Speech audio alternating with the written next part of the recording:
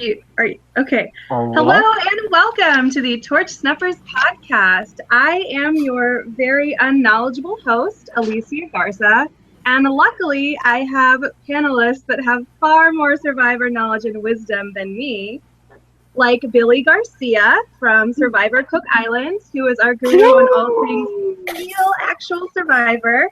We've got lots of questions for him tonight.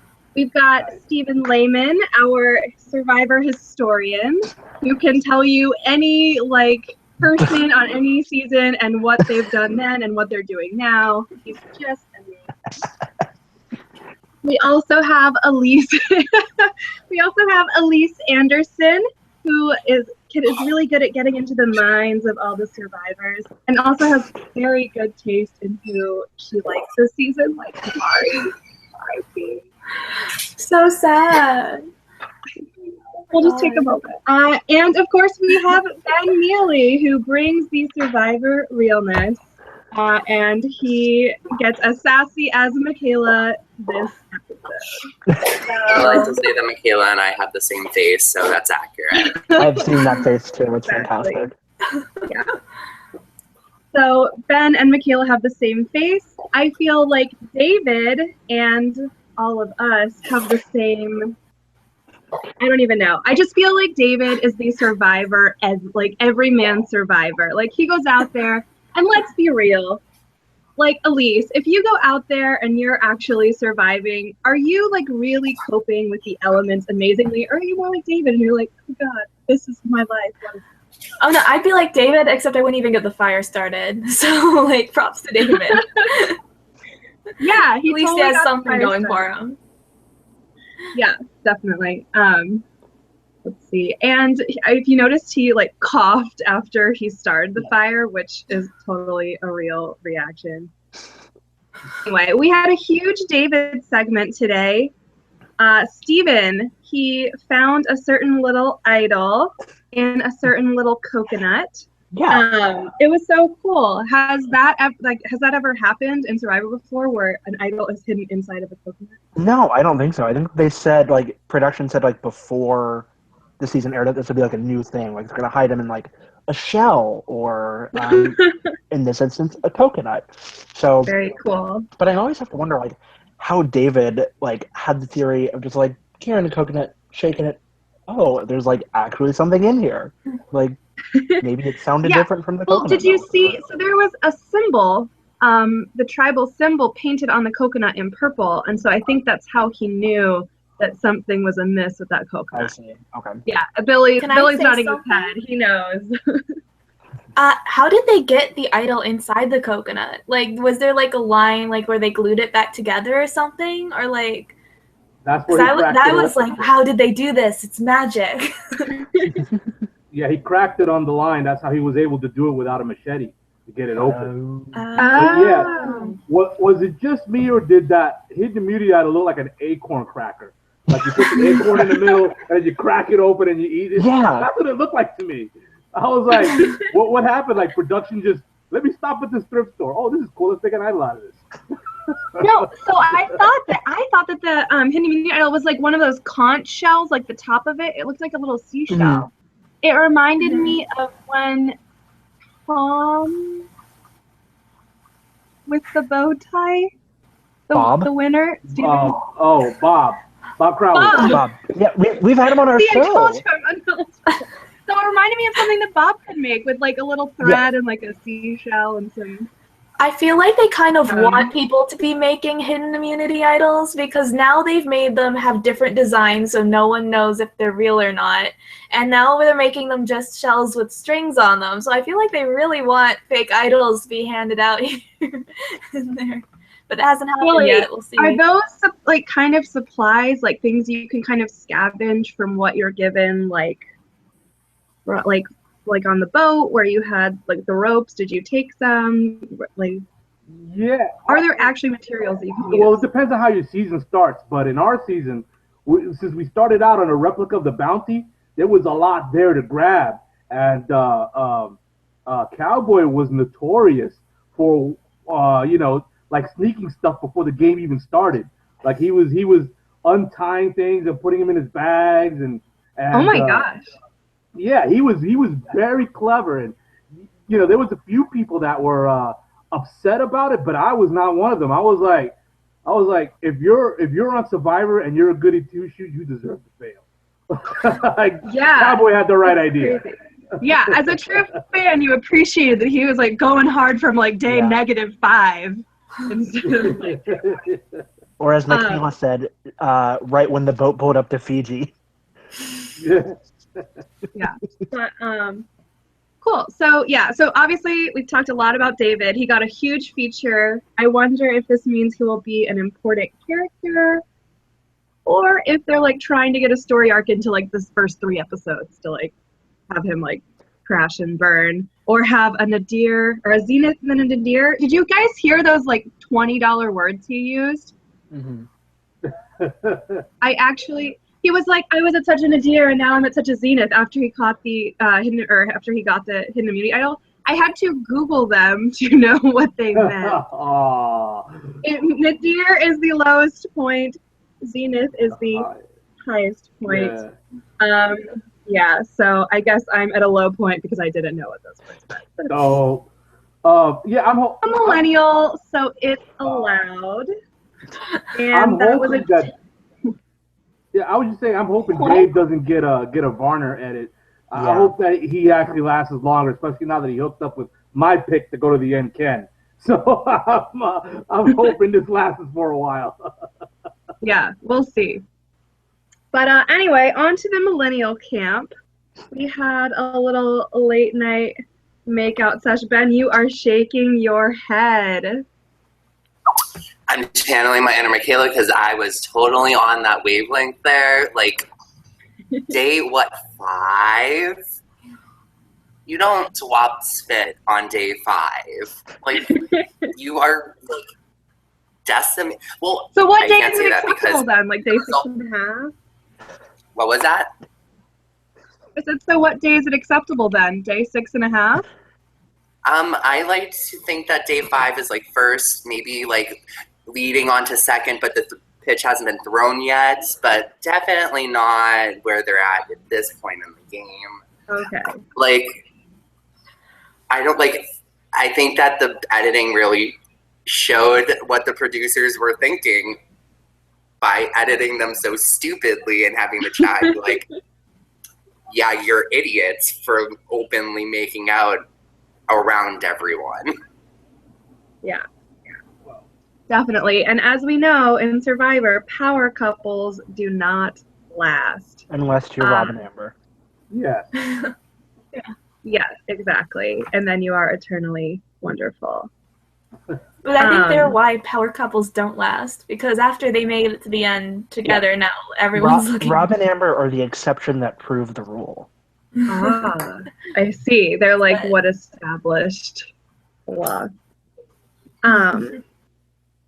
Anyway, so Taylor and Figgy might break up, but don't worry because there are other fish in the sea, or squid, like what Ken caught. That's segue. All of these terrible segues. Oh, that was nice segue. Nice segue. Thank you. So Billy, where you were for your season, was there a lot of like fish and wildlife there? Do you think it's like feasible to catch a squid? Have we seen squids caught? Nate caught a squid for the African American tribe. Yeah. But having said that, or actually, I think they were already unsegregated at that point. They were the new railroad. Yeah. But where we were, there was a lagoon and then the ocean. So the lagoon, which our island was where they filmed part of the movie, the Blue Lagoon, the original version with Brooke Shields. And we actually found a lot of remnants of that production. like soda bottles and empty soda bottles. Oh, really? Yeah. That's crazy. Yeah, it's too bad. Yeah. Like 15-year-old soda. That would have been great. Or 25-year-old soda. That would have been awesome. Hey, you get hungry and thirsty enough, right? But the fishes where that we caught were so razor thin, it would be like the meat of it would be the equivalent of like one chicken McNugget. So imagine splitting one chicken McNugget 5 ways. Like that was our dinner. And that's after what, like the catching it and like the deboning and like filleting and cooking it. That would just be the biggest buzzkill ever. Or you could go to like a really, really fancy sushi restaurant and buy the same little bite for like $30 in New York, and they call it like a Oh, whatever. But yeah. So Ken. We did have wild chickens on the side note. Oh yeah, we did have wild chickens. Yeah. Oh, chickens. Well, there you go. But they were I guess smart. Lucky. They were smart. They eluded us. Yeah, you couldn't make any chicken nuggets out of them. Anyway, so let's see. So Ken caught the squid, but he's weirdly shy, but he bonds with David, who is, I guess, not shy at all, because he tells him about the hidden immunity idol he found immediately. Ben, I know you have comments on this.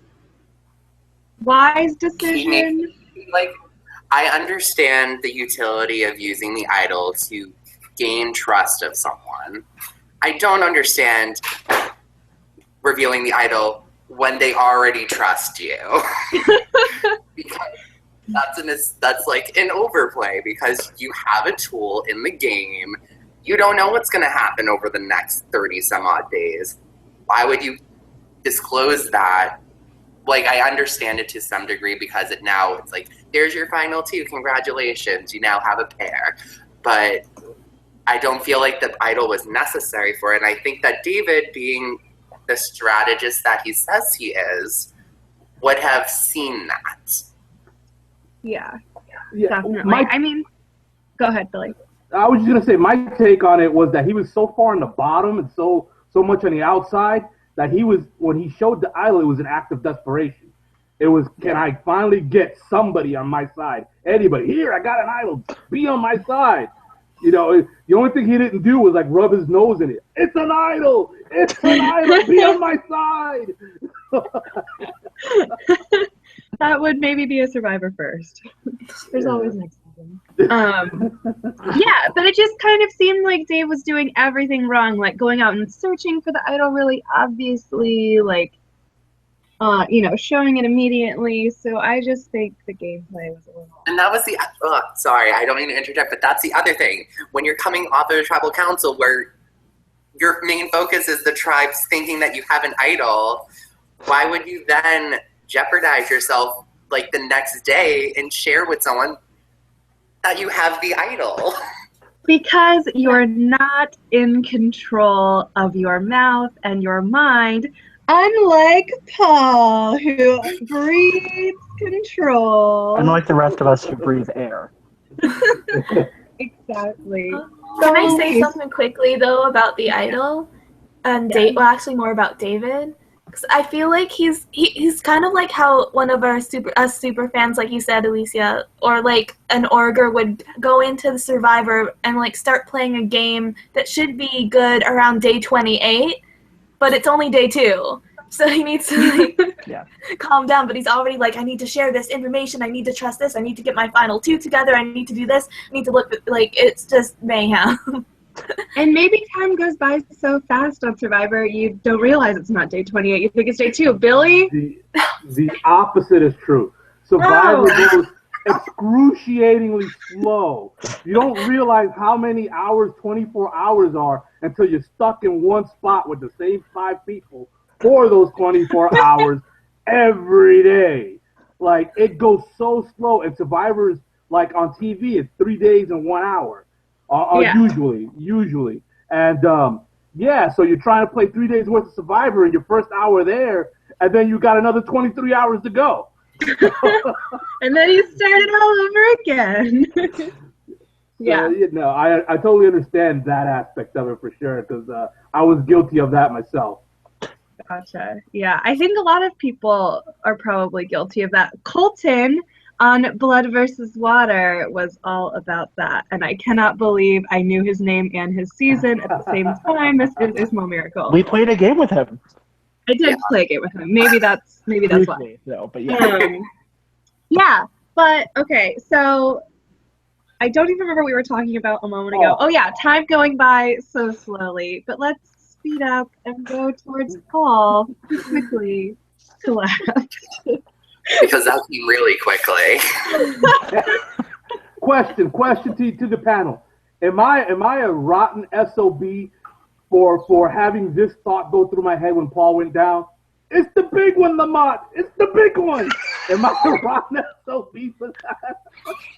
No, No. you are not. Not at all. I have no idea what you're talking about. That's Sanford and Son. It was Red Fox was always claiming that he was having a heart attack every time he'd start to lose an argument. So we have to go through that every episode. That's going to be problematic. Yeah. Oh God, that could be a recurring story arc. Oh God, we gotta get the doctors out here again. Oh. Dr. Jones just live at camp with them at that point. Like, Yeah. So Paul goes down. Jeff comes up. Is like, we're bringing in the chopper. We've got the chopper coming in. He's like so excited because this is amazing television. Dr. Joe is on the scene. He's always good for like. Did anyone else notice that the chopper was already like at the beach by the time that like Paul hit the ground? Because that's how it felt to me. Maybe with he had like numb hands for a while, and that's like a pretty scary sensation. So they had like the producer coming in and everything. So Billy, you're about to say something, and then I'll probably ask you a question too. All right, yeah, I was just gonna say the choppers, they come out at a specific time of day anyway to get those aerial shots. Yeah. So it might have been that time of day. Wait, did we have chopper time? Like we do have chopper time, and we have to know about chopper time because the helicopters blow everything around. Like if you got your clothes on a line, it's gonna go flying. If you're on the beach, you're like sunbathing, you're gonna get sand in your face. That's the fourth wall. Wait, did they warn you or no? No, that's why you knew about chopper time.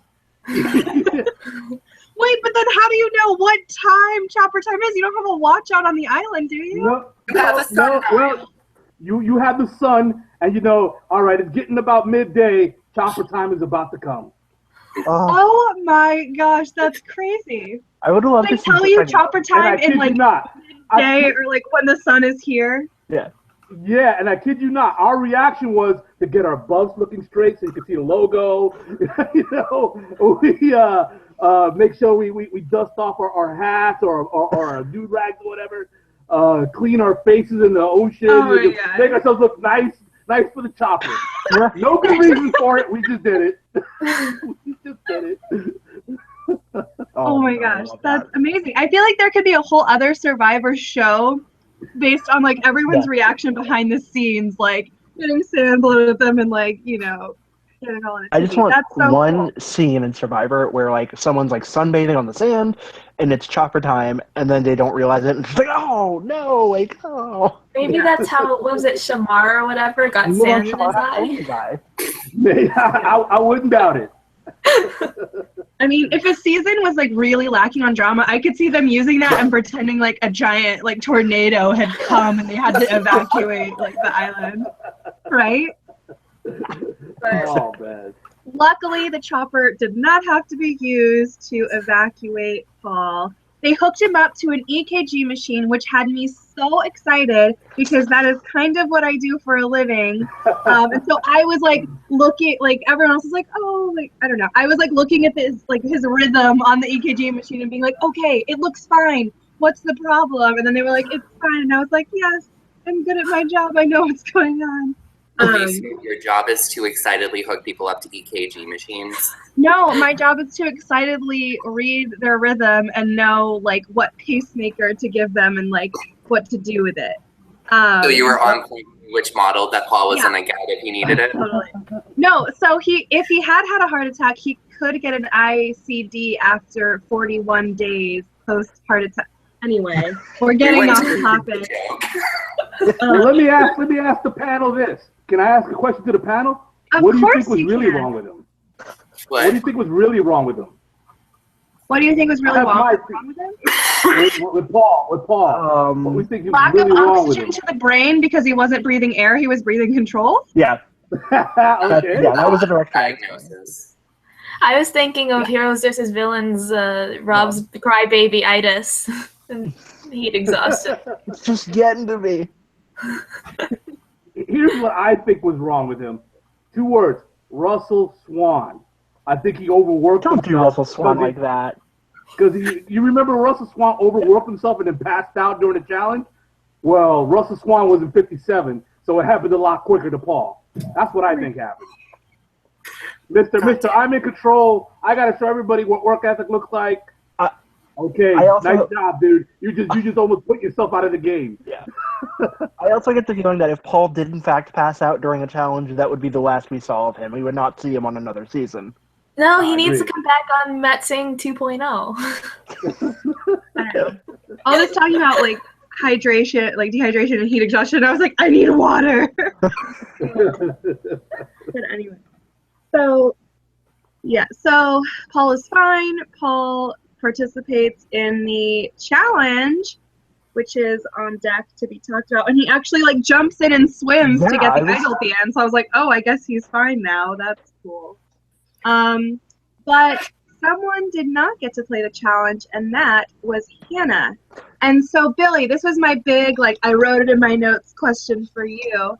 When a player sits out of a challenge, are they not allowed to be a part of like the tribe strategy chat? Like, do they just have to immediately go by Jeff, or like do they get to like put in their 2 cents before peace now? The person sitting out sits out before the strategy happens, and they're separated. They're not on the mat. Once they put their hand up, they have to go to the designated area to sit down, and then there's a whole long thing that doesn't make the airwaves, which is where they take each tribe separately and go piece by piece over the different elements of the challenge. And then you could ask Jeff Probst a question in private of the challenge itself, so that you don't give away a potential strategy. So to the other tribe? To the other tribe, or even to the other players on your own tribe if you're trying to throw a challenge. Oh, so like private, like you and Jeff. Private. Yeah, you and Jeff time. So you could be throwing a challenge, or you could be setting yourself up to look like the monster of the challenge. You could, there's all sorts of things that you could do within the challenge, within your own tribe, that you don't want to give away, but you're asking, like, what's legal if I do this, or is there, if I went about it this way, is that allowed? Like, there's all sorts of questions that come into play. And, that takes about a good half hour to 45 minutes. Depending on how big the challenge, the scope of the challenge. Wow. That's nice. I would always have Jeff time. I would make up questions so I could hang out with Mr. Probst himself. So, you read a good book lately? Yeah. Oh my God, was that how the Julie Berry Jeff Probst romance started? Was like private time. You know what? I actually know Julie, so I'm not going to touch that one with a 10-foot pole. Oh, I love Julie. She's understandable. Maybe it turned from like, oh, how do I do this challenge, to like, oh, what are you doing tonight? Or what was the girl in Philippines? Back to Matt Singh, or not Matt Singh. Dawson? Yeah. Sarah Dawson? Oh, Dawson. Well, all right, I got the story behind Dawson. All right, there was this Spanish version of Survivor called Desafío La Gran Batalla, which means challenge, the great battle. They named their seasons in that way, like the great battle, instead of having like a location. And challenge is the name of the show. And at the end of the season in Desafío, one of the players went up to the host, which was a famous model, and she planted a big kiss on him. So apparently Dawson, being a Survivor fan, watched more than just the American version of Survivor, saw that and tried to duplicate that moment, but she got real scared, and she did like a beeline for him, and then a sudden 90-degree turn and gave him a cheek, she is at her elimination. So I love her so much. So she caught pretty much a lot of heat for not having the backbone to actually give him one on the lips. So when the live finale happened, she tried to get redemption. Yeah. Like, too little, too late. No, at that point, it's safe. At that point, Jeff got the restraining order against her. And it was... Yeah, she went to Candace's lawyer and got the restraining order. I like to think she'll come back someday, but that's my pipe dream. I'm still waiting for my 10% of her purse from the next 2 times she played. Oh man. Yeah. So, what was I gonna say? Lots of interest in dating Jeff Probst and chatting with Jeff Probst. In fact, Figgy, our resident datey person on the show this season, when Jeff was like, "All right, you've got a date with me at Tribal Council," the shot immediately panned to Figgy, and she kind of looked and lit up. So today Taylor, tomorrow Jeff. No. But the Millennials did end up going to Tribal Council, and Steven, we haven't talked in a while, one-on-one, as I feel the need to say, because Colin says it all the time, so I'm trying it out. I don't really like it. But, so the Millennials, they go to TC, their reactions. What did you think of their reaction? They, to take a quote from the one and only Stacey Pell, they were scrambling like eggs in a hot skillet. I mean, it was an absolute hot mess and a half. I mean, you have people being like, yeah, we're going to go with Figgy. And then I'm saying to myself, wait a minute, there's still too much time left. It's not going to be an obvious Figgy boot. Like, no. And then sure enough, Michelle comes out of left field and it's like, guys, what if we vote at Mari? And I was thinking to myself, no! But I also love Michelle, so I was like, oh. But yeah, the Millennials' reaction was just to go nuts, essentially, as I figure all of us would do. So, Yeah, I think when they walked into Tribal Council, they were such fans and they were such in awe of Tribal Council that it played a role into what happened afterwards. I think they were very wide-eyed going in. Yeah, definitely. I totally agree. I loved it. I wrote, I love the Millennials' reaction to Tribal Council on my notes because it's so cool. For me, obviously, I'm a millennial, and so I really resonate with their reaction because that's exactly how I would be if I was there. I'd be like, are you kidding me? Jeff, you're right there. Jeff, do you realize you're standing in front of me right now? Because you are, if you didn't know. And I would probably start crying because, I'd be like, this is literally 16 years of my life, but, Yeah, and you hear the Millennials talking about, you hear Mari being like, we watched the show. This was a TV screen, and now it's here, and I feel like I'm on TV, or maybe that was Adam. I don't know. But it was just cool to see them appreciate it so much, more. Because every season you kind of have the one that's like, oh my gosh, this is crazy to be here. But this time they were all just right. And maybe not pumped forever, because as Billy has told us in a past episode, Tribal Council actually goes on for hours and hours. It does. on a note here, another little story. Since we mentioned Russell Swan, he actually on a documentary that I did with him called The 16th Minute. He told a story of his first encounter with Jeff Probst, and he was very, very emotional and fighting back the tears because he's standing in front of Jeff Probst. And he was like, that's Jeff!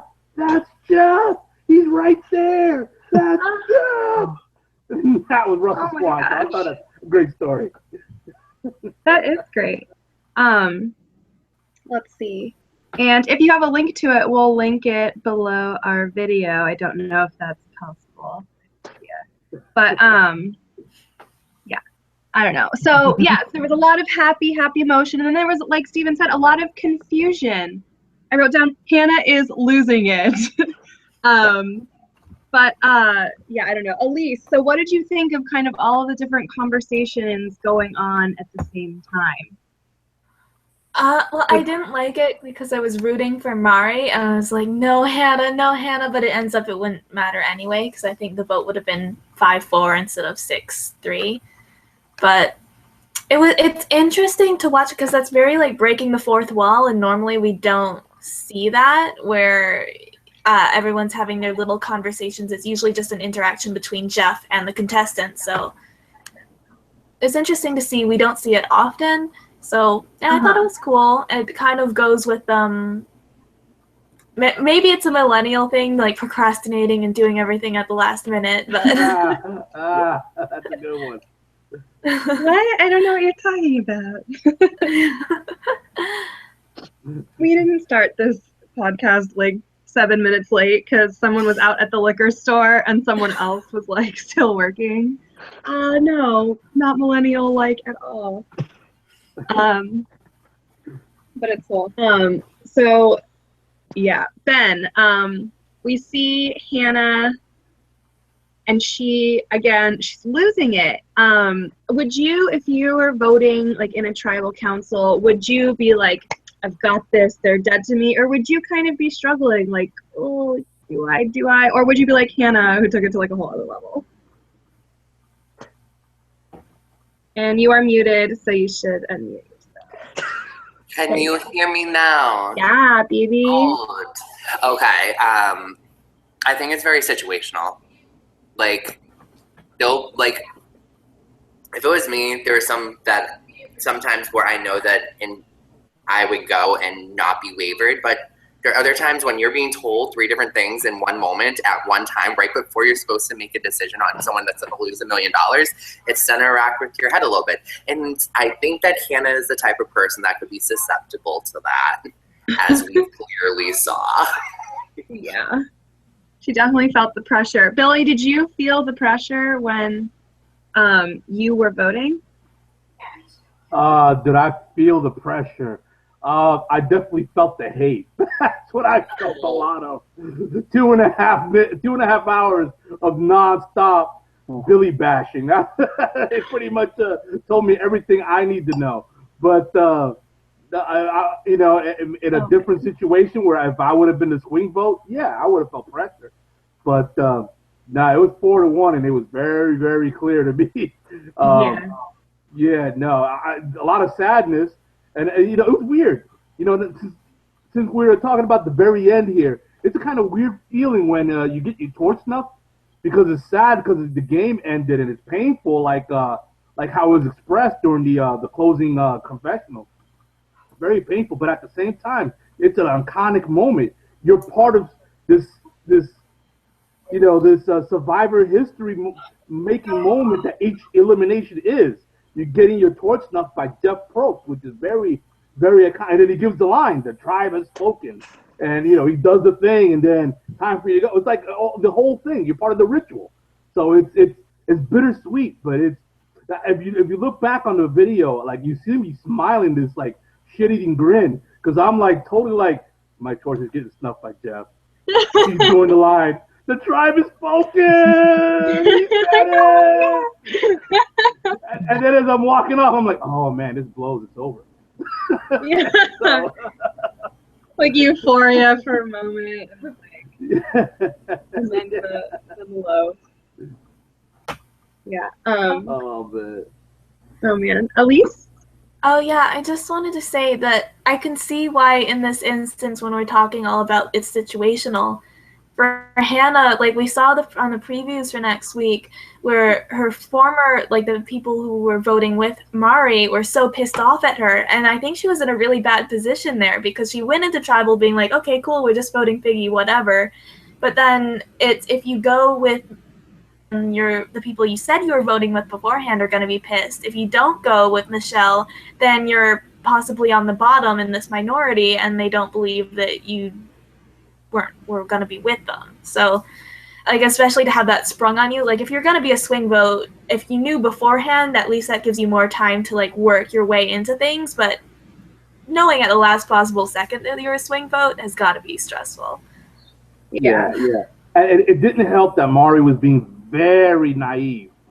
She could have helped her own cause by taking up Jeff on the cookie that he tossed her when he mentioned that there's a big conversation that everybody's missing out on is going on, and she just brushed it off as, oh, they must be talking about puppies and God knows what else. But yeah, I was like, really, puppies at tribal council? if she had said something Damn like, if she had said something like, "No, I'm not worried because Hannah and I are such great friends," or like something like that, just to bring Hannah, like I trust Hannah and that's all that matters. That could have like saved her from that moment. Yeah. I mean, it sucks to broadcast your alliance, but Ben? Yeah. See, I don't like how they like threw us like a red herring last week, because last week all of us had come to the conclusion it's gonna be the Hannah and Mari show. Yeah, and then it was just like, whoops. Like we were totally thrown because we thought that they were gonna edit Hannah to be that like low key under the radar, push Mari into the forefront, but it's gonna be a dynamic duo that the world is gonna fall in love with. And then this week comes around and here we are having Hannah having an identity crisis and then voting her out. It's like the producer purposely threw that little nugget of goodness in front of us just to take it away. So last week, I don't think I talked about it on the show, but I talked about it in our actual Torch Snuffers podcast group chat. Hannah is a tryhard. Hannah wants to fit in so badly that she just kind of like says whatever she thinks the group is going to like at that time. At one point last week, she was like, oh, we're millennials. Like, we don't care about setting up camp. But it was a really awkward, like, time, and it was, like, you could tell she didn't mean it, but she was saying it anyway. I think it was, like, her saying that in an ironic way, because, like, as millennials, everything is ironic and funny. No, because, yeah, and so this week, when the cool, popular girls, Michelle and Figgy, needed her help, like, I saw the writing on the wall, because I just, like, went back to high school and like, remembered high school girls, and I was like, the nerdy girl is, like, gonna be captivated by the cool girls and, like, try and get in with them, and she's just gonna, like, roll over and be like, okay, that's fine.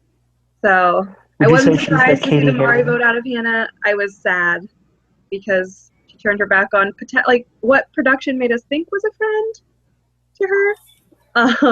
And yeah, and we lost a great player because of it, or maybe not a great player if she got, I don't know, if she was like so confused and like so clueless about the fact that she was getting voted out. No idea. But do we have any other thoughts on this episode or next week before we call it a night?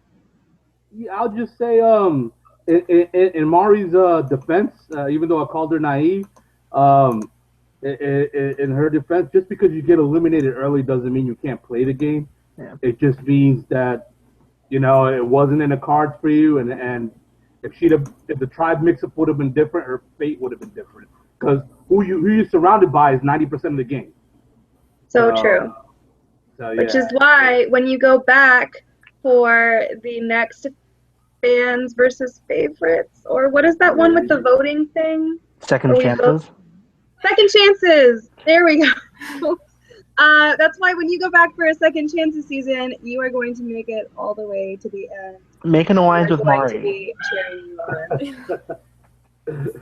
on. Thank you. Thank you for the confidence. Of course. Anyway, so Ben? ... Tribe swap?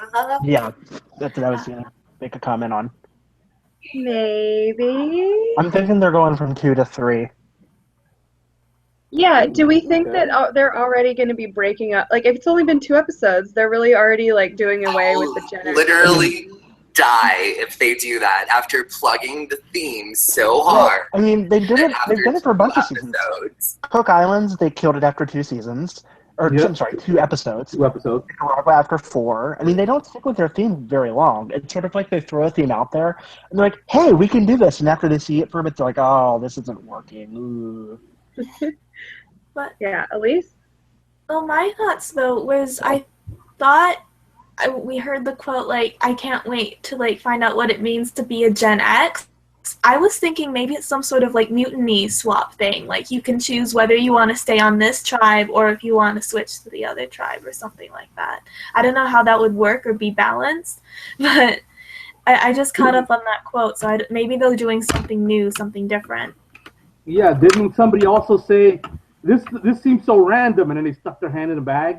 Mm-hmm. Like, so I thought they were saying like, it has to be random, yeah, like, it has to be a random draw. Random draw? Mm-hmm. I don't know. Yes. So maybe that was that preview of someone saying they can't wait to be a Gen X. Maybe that's somebody who drew the rock to change. Yeah. Maybe so. I don't know, but luckily we will find out in 1 week what it all means. And we will all see you then. Yeah. All right. Thank you for tuning in. Panelists, thank you for joining me and saving this podcast from my hosty clutches. And with that, everyone have a wonderful night. Bye. Bye.